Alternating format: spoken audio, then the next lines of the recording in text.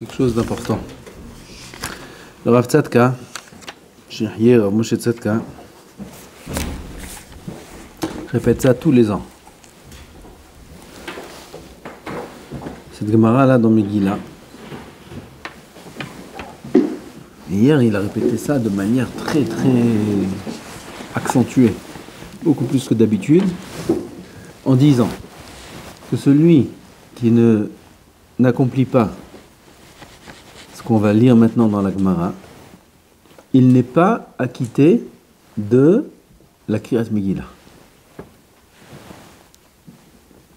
C'est pas un midrash, c'est le pshat dans Rashi. Vous allez entendre là ce qui est écrit ici.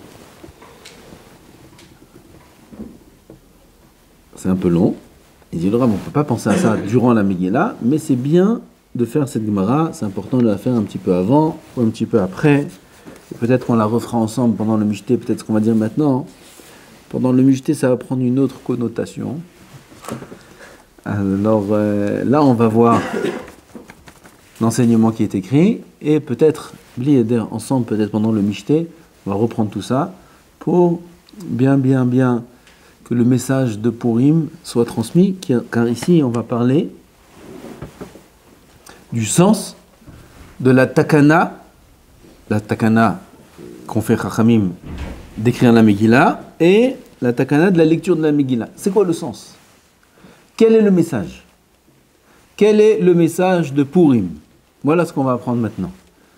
Le Rav tout à l'heure, quand il a commencé à parler un petit peu de ça, il est rentré dans ça un peu. Je pensais qu'il allait l'enseigner, mais non, il m'a laissé le travail. Alors, on va apprendre ça maintenant. Il est écrit dans la Megillah comme ça déjà, un pasuk dans la Megillah. Umara'u al-kacha umaigi alehem. Ça vous dit quelque chose? Umara'u, c'est à la fin de la Megillah. Umara'u al-kacha umaigi alehem. Vous êtes arrivé à Yutet, Rabbi David? Non, c'est Yutet, Gemara dans Yutet. Umara'u al-kacha umaigi alehem. Ça fait des années, j'entends ça du Rav Tzadka tous les ans. Mais hier, il a dit ça de manière très... répété ça plein de fois. Qu'est-ce que nous apprend ce pasuk? Umara'u,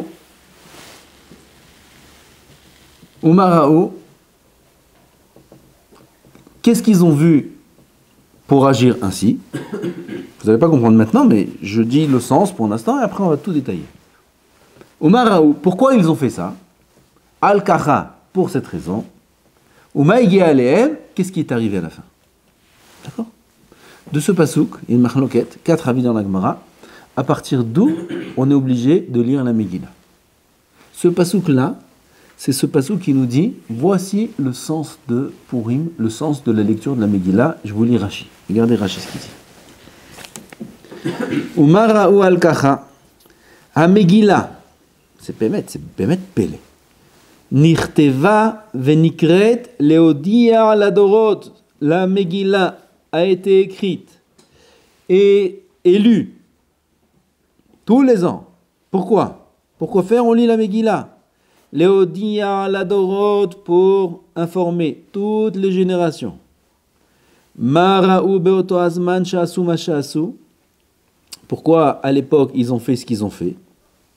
Umefaresh al-kacha asu. Ils ont fait ça pour cette raison. Ou les faresh, maïgi alasim, et expliquer qu'est-ce qui leur est arrivé. C'est-à-dire, pourquoi la Megillah a été écrite et ils ont instauré de la lire tous les ans, pour les raisons qu'on va voir là, 4 avis qui expliquent Umara'u, al-kacha, maïgi alehem. On va donner le premier exemple, ça va devenir beaucoup plus clair. Tout ce qu'on a dit maintenant, c'est de la théorie, maintenant de la pratique. Un avis qui dit que la Megillah doit être lue depuis le début. C'est-à-dire, celui qui ne lit pas la Megillah depuis Vayhi Bimei Hashverosh, il n'est pas acquitté. Comme ça, c'est la halakha. On verra d'autres avis dans la suite, que quelqu'un qui n'a pas suivi le début, il est arrivé en plein milieu, à partir d'un certain moment, il peut être acquitté. C'est les prochains avis. Mais pour l'instant, cet avis-là dit que la Megillah doit être lue depuis le début. Pourquoi? Parce que le Mara'u al-Kacha u'Maigi alehem, il est écrit au début. C'est-à-dire, Umara'u, pourquoi quoi? Pourquoi Ahashverosh a utilisé les kelim du Beth Amikdash? Pourquoi?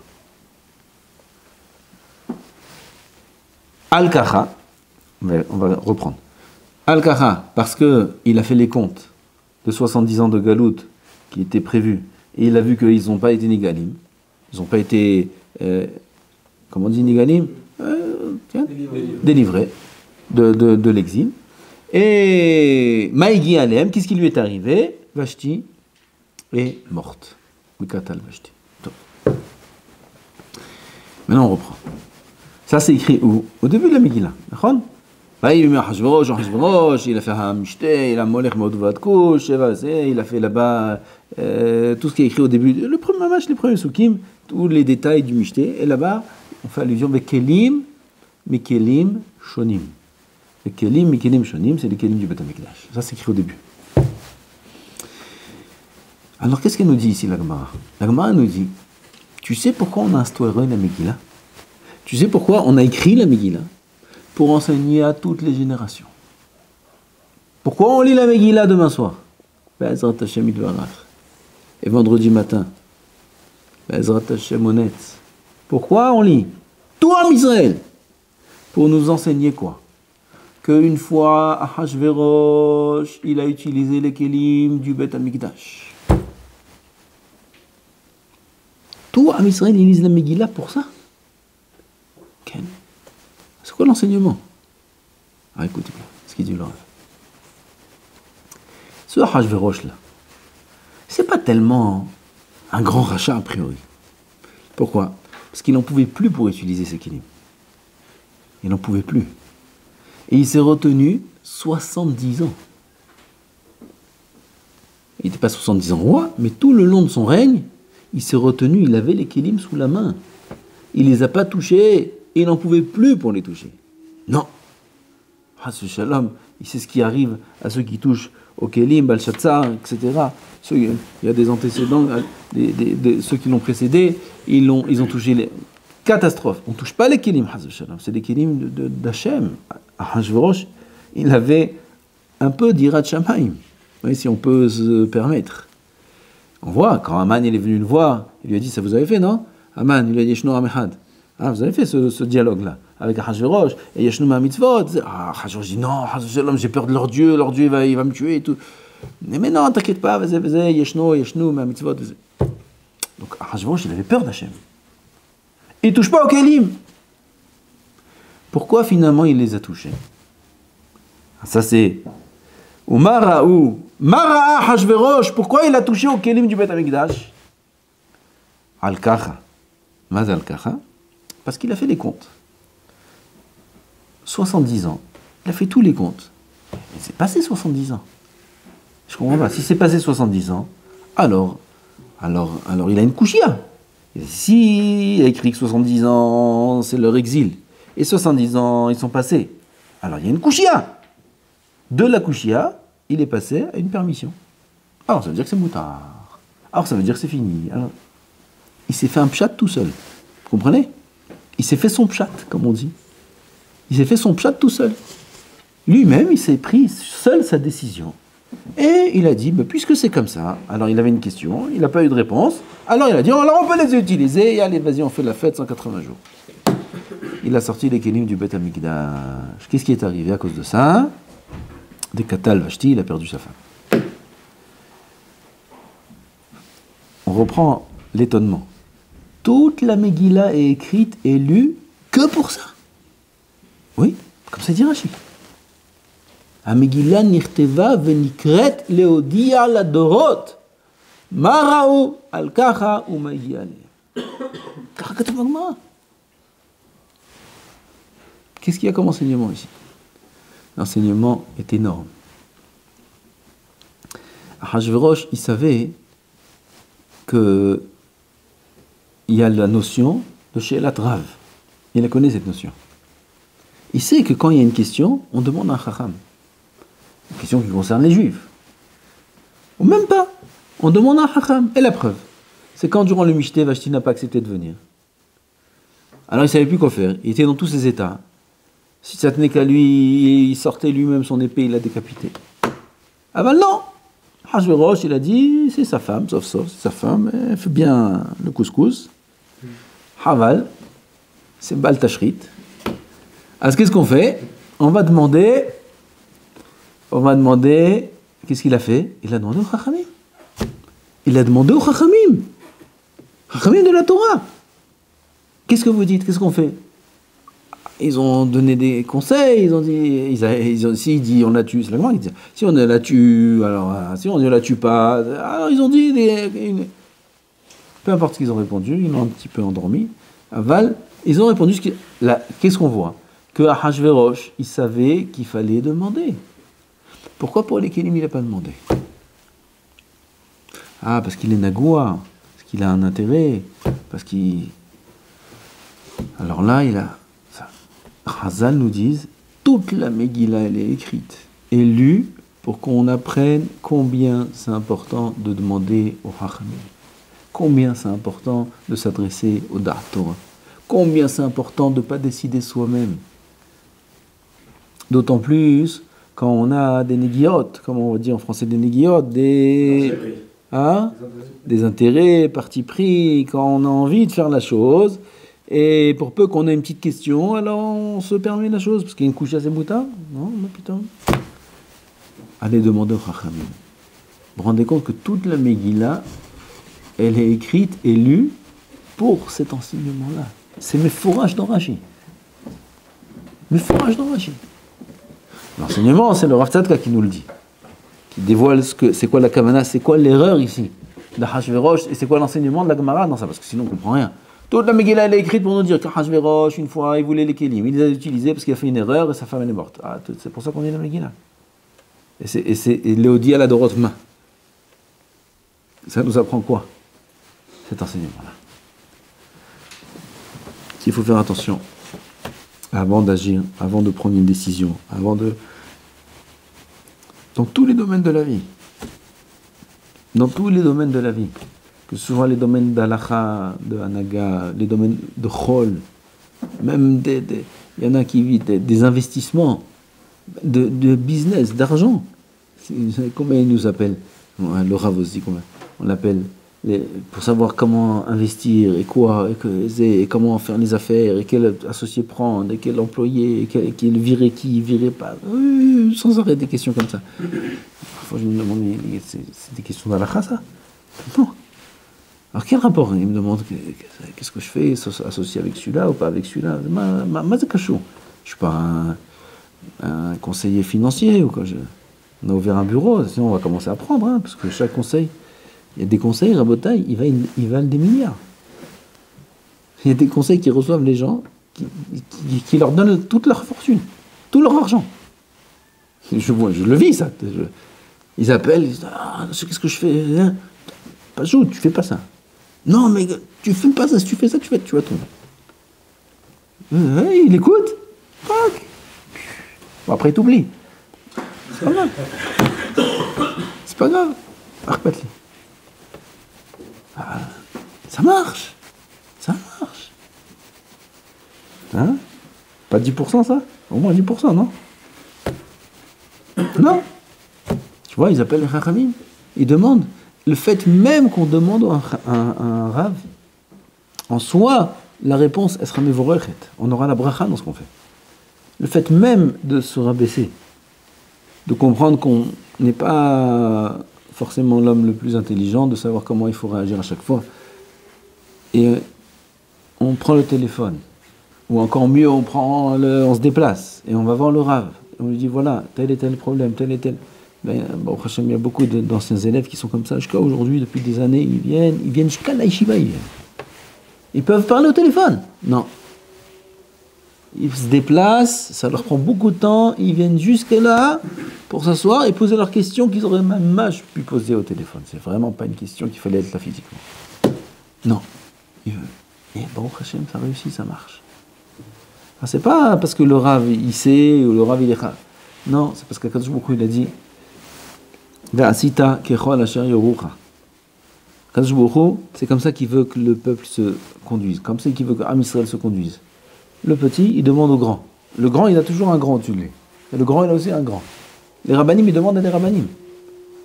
Comme ça, il veut qu'Akadosh Baruch Hu, la Torah se transmette, comme ça la Torah a été transmise de Rav à élève.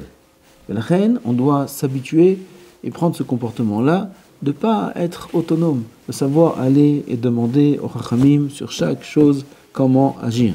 Comme vous faites là, voilà, 6h15, 16h, 3 minutes, Kol hakavod. Il pose la question sur ça, Moussar, Seder, Metsuyan. Comme ça, moi j'ai fait aussi. Comme ça, je fais jusqu'à aujourd'hui. Ça, c'est le premier enseignement. On n'a pas le temps de tout dire. Peut-être on dit le deuxième. Le deuxième avis, il dit quoi ? Le deuxième avis, il dit, à partir de où on peut lire la Megillah. Il dit la Gemara.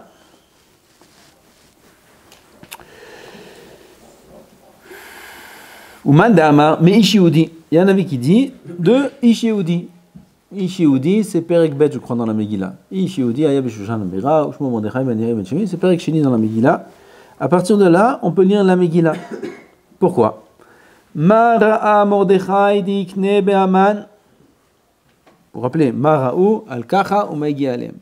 Mara'a Aman dikne be'Mordechai. Pourquoi Aman ? Il s'est tellement bloqué sur Mordechai. Toute la terre se prosterne devant lui. Tout le monde. Il y en a un. Il se prosterne pas.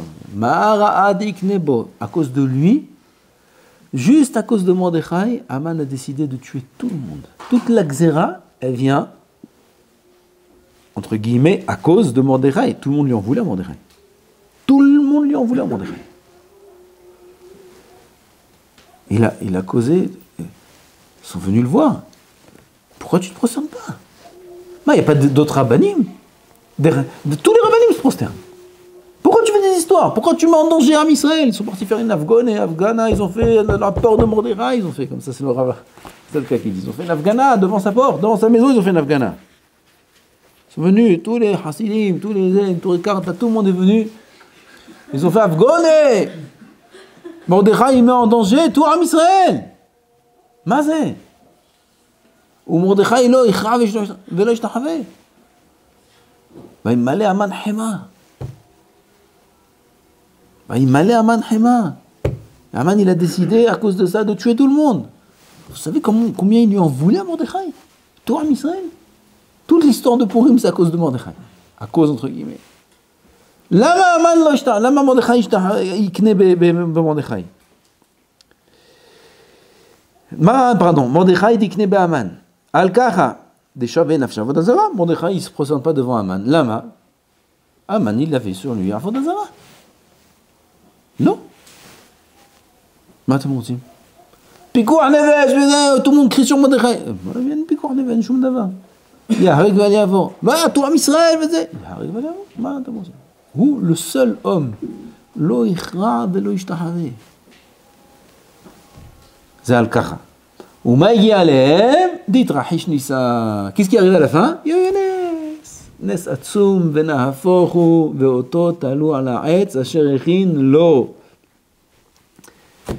Bon, Aman, il avait préparé une potence immense, 50 amas pour Mordechai, et il se l'est préparé à lui, mais comme ça, il faut être mechaven, comme on dit, Asher Echin Lo, Lo l'Atzmo. Il se l'est préparé pour lui-même sa potence, et à la fin, Oto Talu Alaretz. Aman.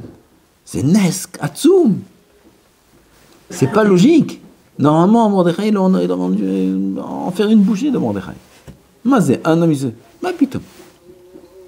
הקדוש ברוך הוא הפך את כל העולם, ונהפוכו ולתעניות והכל, ונהיה נס עצום, נס הצלה של מרדכי ואסתר. Qu'est-ce que ça nous apprend? En bataille, je répète, on lit la Megillah elle a été écrite, et elle doit être lue tous les ans, pourquoi? Pour ça, pour Léodia la Dorot, que Mordechai ne s'est pas prosterné. Et qu'est-ce que j'apprends de là? J'apprends de là que même si toute la terre elle fait une chose, si cette chose-là n'est pas correcte, on ne la fait pas. Ah mais tout le monde fait. À ce moment tout le monde fait. Ah même des rabbanim. À ce moment des rabbanim. Im זה אסור, זה אסור. גם אם זה ספק איסור, ספק איסור. Comme Abraham Avinu. Toute la terre, elle était contre Abraham. Abraham, il s'appelle Abraham Ivri. C'est quoi Ivri? L'hébreu. Pas l'hébreu, c'est quoi l'hébreu? Ivri, puis Rosh Hashanah Davar, la Shon Aver. Dans l'autre bord du fleuve. Kol ha'olam be'ever echad, vehu be'ever sheni. Toute la terre, c'est le Gemara qui dit ça. Kol ha'olam, toute la terre d'un côté du fleuve, et lui il est seul de l'autre côté. Et tout le monde regarde Abraham là-bas. Allô, Abraham. Il appelait Abraham, peut-être il appelait Avi. Qu'est-ce que tu fais là-bas? T'es tout seul? Ben viens avec nous. Regarde. Il dit non, vous vous trompez tous. Toute la terre. Ken. C'est vous qui devez tous venir avec moi. Comme ça, leur dit Abraham. À toute la terre, vous vous trompez tous. Celui qui vit à cette époque-là, il voit ça. Il dit, n'importe quoi. C'est pas quoi. Toute la terre, elle se trompe et il n'y a qu'un qui a raison. Nous, on est après. Nous, on est ses descendants. Nous, on a eu Matan Torah, on a eu tout. Mais si on remonte tout au début, tout le monde était dans leur idéologie d'Avodah Zarah, et c'était pas Stam des fous. Oui, l'histoire où il a cassé les statues, c'est l'histoire pour le Talmud Torah, ça. Ah ben, c'est pas un Stam. Le Rambam, il explique quelle était leur erreur, leur chokhmah dans leur erreur. C'est une chokhmah, la Avodah Zarah qu'ils faisaient à l'époque. Ça venait d'une... Ça venait d'une chokhmah, pas besoin de rentrer là-dedans. Mais ça venait d'une vraie chokhmah. Et c'est une erreur. Avraham Avinu, Ahmad al-Ta'oud Shelahem, il a dit non, moi je suis pas avec vous. Vous vous trompez tous. Toute l'humanité elle se trompe. Il n'y a que toi au monde qui a raison. Quelle partie on aurait pris nous? Tout le monde, on a arrêté. Il y a du monde là-bas. Il y a des Chachamim aussi là-bas. Et lui il vient, une nouvelle théorie, Nouveau Testament. Qu'est-ce que c'est ça? Il vient, il nous fait une nouvelle Torah celui-là? Bah putain. Qui avait raison? Hein, on est des enfants. Benez Abraham, Benez, c'est lui qui a raison. Et la preuve, c'est Hachem s'est dévoilé à la fin. Abraham Avinu, il a reconnu Hachem de lui-même. Et à Boréolam, il s'est dévoilé, mais on a reçu la Torah de sa main. On a entendu tous de nos oreilles Anochi Hachem Elokecha. Donc il avait raison, Abraham ou pas? Il fait qu'il a raison. Mordechai pareil.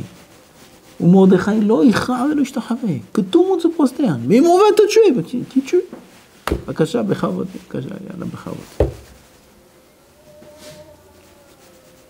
Nous apprendre un grand enseignement. Ne jamais, jamais, jamais se fier à ce que tout le monde fait. Surtout dans notre génération. Et tout le monde a un téléphone, et tout le monde a ça, et tout le monde va là, et tout le monde fait ci, et tout le monde fait ça. Quoi, toujours moi je dois être différent. Pourquoi nous on doit être différent? Tout le monde va à ce centre de vacances, et tout. Il y a des rabbanim aussi. Il y a des rabbanim là-bas, il y a écrit sur l'affiche. Il y a le ravintel, il y a le ravintel, il y a le ravintel. Ils vont là-bas les rabbanim. Alors quoi, moi je suis mieux qu'eux? Pourquoi pas? Pourquoi pas? Qui a dit que tu ne serais pas mieux qu'eux? Bien sûr que tu peux être mieux qu'eux. Et lui aussi il a un téléphone, et lui aussi il a ça, et lui aussi, avec le filtre et tout, quoi? Moi je suis pas plus tzaddik que lui. Pourquoi pas? Pourquoi pas? Venez. Ah, il y a une yeshiva comme ça, il y a une yeshiva comme ça, un peu. C'est un émet. C'est un émet. Celui qui lit un peu le Zohar. Zohar Kadosh. Celui qui lit le Zohar Kadosh. Le Zohar Kadosh, il remet en place l'esprit. Sur chaque mitzvah, sur chaque avera, chaque petit dibour hol, comme on a lu ce matin dans le Chafetz Chaim, un dibour hol comme ça, un dibour hol de Shabbat, le Zohar, il nous dit combien c'est grave. Le Chafetz Chaim, il parlait dans la Kriyat Torah. Parlez dans la Kriyat Torah. Regardez le Chafetz Chaim, ce matin j'ai tremblé quand j'ai lu le Chafetz Chaim. Celui qui parle Bezrat Kriyat Torah, oh il va boy. Dans une synagogue, tout le monde parle. Bon, ben ça va, c'est pas. Ah, j'ai dit un petit mot, j'ai dit. Tout le monde, qu'est-ce que tu veux? C'est pas une faute tellement grave puisque tout le monde l'a fait. C'est Mordechai lo ichra velo ishtachaveh. Lo ichra velo ishtachaveh, ça veut dire ne pas se prosterner, ne pas. Prosterner, ça veut dire accepter l'autre comme entité, comme importance. C'est ça, le fait de se prosterner, c'est s'annuler face à l'importance de l'autre. L'homme ishtahavé. Ah, tout le monde fait, alors eux ils sont bien, alors je me prosterne, alors moi aussi je parle. Lo l'ishtahavot. Lo. Il faut garder en tête ce que la halakha dit, ce que le Shulchan Aruch dit. Ah, mais personne ne fait exactement. Non, jamais.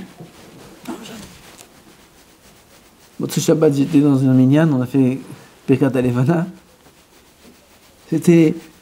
La Levana, on la voyait, elle était couverte. Et à un moment, il y avait une petite fenêtre là-bas dans le ciel, il n'y avait pas de nuages, mais ça allait durer peut-être 2 secondes. C'est clair que pendant la bracha, ça allait être couvert. Et moi, j'étais pas tranquille de faire la bracha. Tout le monde a fait la bracha. Tout le monde. Les rabbanim qui avaient là-bas, c'est une kila, c'est tous des rabbanim. Ils ont fait tous la bracha. Le Birkat Levana. J'étais le seul. Moi et mon Hatan Shekhier, il ne va pas faire, pas comment ça, alors Naïm. Si j'étais pas là-bas, je suis là, alors moi j'ai pas fait, alors lui aussi il n'a pas fait. Moi et mon fils, Shmuel. Voilà, on était 3. On est resté avec eux parce qu'on pouvait leur les froches partir pendant qu'ils font la bracha, c'est pas joli. Alors on est resté là-bas, comme ça, les 3, Birkat Levana. Ils ont tous fait la bracha. Et effectivement, ils ont commencé Baruch Ata Hashem Elokeinu melech haolam. Quelques mots après, tout de suite ça s'est recouvert, et bien recouvert. Et moi j'étais pas tranquille dans la bracha. Il me semblait qu'on ne peut pas faire Birkat Levana dans ce cas-là. Il faut que la Levana, la lune, elle soit découverte du début à la fin. Aval, tout le monde fait. Il y a des rabbins là-bas, il y a des fracs, il y a des rhumes, il y a tout ce que tu veux. Et tout le monde, tout le tzibour, ils font. Nous, Ozma, il y a un fait. Non. Non, non, c'est assourd. Bon, Hachem, ce matin, on a vérifié la halakha. C'est assourd. C'est assourd de faire ça. Mishnah Berurah mefourash. Mishnah Berurah mefourash. C'est assourd de faire ça. C'est pas parce que tout le monde fait que c'est vrai. Enfin, il faut être très fort dans ce principe-là. Il faut tenir fort. Dans cette génération-là, les courants, ils sont très forts. C'est le drapeau noir. Vous connaissez à la plage ? Drapeau noir. Drapeau noir, ça veut dire tu vas un petit peu te balader un peu profond là-bas, un vent, un courant, il te prend, tu peux nager jusqu'à demain, tu vas te retrouver en Australie. Le courant, il t'emporte. Pareil, dans notre génération, il y a des courants, il y a des gens qui vont comme ça, il y a des gens qui vont comme ça, et pas tout est clair. Est-ce que c'est bémet ce qu'il faut faire ? Premier enseignement, fais-toi un rave. Deuxième enseignement, ne fais pas ce que tout le monde fait. Fais ce qu'il faut faire. Même si c'est contre l'avis de tout le monde, Ken, Mordechai lo ichra velo ishtahab. Troisième et quatrième enseignement, Apurim be'ezrat Hashem. Baruch Adonai l'olam. Amen ve amen.